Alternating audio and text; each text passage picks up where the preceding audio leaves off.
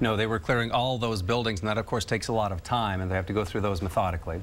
I can tell you, too, I just got saw a tweet from the LBJ Library, and they say they have closed it for the day. Right. And so that is obviously someplace that is just going to be, the doors are going to be shut. And as the person Angie was interviewing indicated, classes are canceled for the day is what we're hearing. Emails are going out to students suggesting that. So to simply stay away from campus would be the best idea. Right. Definitely a lot of information that we're still gathering. What we can tell you is that UT is saying they have not given the all clear. The situation is still ongoing. The threat there, according to UTPD, happened around 8:30 this morning, and that the male caller with a Middle Eastern accent saying that he was from al-Qaida said that he planted bombs all over the University of Texas campus and that those bombs would go off at 10 o'clock this morning. It is now 11:28. And UTPD said that President Powers there evacuated those students. Look at all of those students who were walking away in the rain. Our photographer, Julie Karam, was able to speak with some of those students who got the alerts on their phone, and then also some who heard some alarms going off at UT. But question, where was the communication?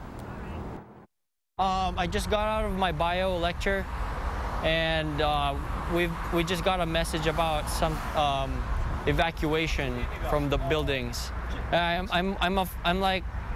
It's still very unclear right now what's really happening. And that seems to be the prevailing opinion. We don't really know specifically, other than this bomb threat was called in. We don't know the process by which it's really being taken care of. Students were simply to be told, were told to go as far away as possible from campus.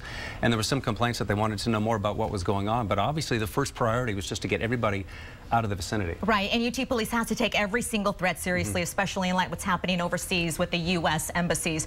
Josh Hinkle, one of the reporters out there on the scene gathering information for us. Josh, what can you tell us as far as what you're seeing out there? Well, let's set the scene just first of all. You've got UT way down here, the classroom buildings and everything where people were actually evacuating from that area, coming down this street just south of the tower. We've seen people up there walking around, so it does look like there's not too much, guidance or anyone stopping people to go up there. A little further down, you've got the AT&T Center right here. People are still underneath the awning, staying out of the rain, but not going back inside just yet. This is where that press conference at noon is going to be, where we will get an update, a media briefing to find out what's happening exactly. Further up here over on MLK, that's where we were seeing people evacuated to. They were actually all having to go, as far away as they could. At first they were there on that corner trying to stay out of the rain because it was raining pretty hard earlier, but then you actually saw them having to go farther down. There were a couple of guys that I saw in the crowd that were saying they were getting word that they needed to move farther away, so people just kind of started herding down Lavaca as blocks and blocks away. But you can see up there on MLK now, traffic is moving. It was a little jammed earlier, and there are students walking back and forth over there, so not a lot of word when they can come back yet, but people don't seem as scared or excited as they were about a couple of hours ago. And Josh, I don't know if you mentioned this already in an earlier report, but I mean, have you seen any evidence of UT Police or the bomb squad there into those buildings that you can see within where you are?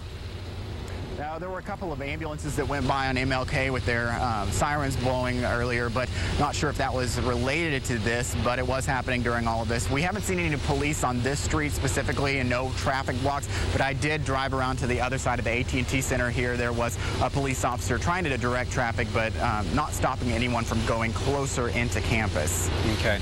Josh, we're going to get ready for noon here. We've got a lot of information to gather and confirm. Of course, that's when the news update, the press update will be right in that building behind Josh there, and so he's going to be there covering that live at noon. Right. And we'll bring it to you then, of course, along with all that was going on through this morning, kind of piece it all together at the top of the hour here. So again, expecting that news conference right at noon. In less than 30 minutes from now, we're also getting a new information from some students out there who are saying that they did get the text alerts, but they also didn't know exactly where they were supposed to go. Let's go ahead and see if we could hear from some of those students right now.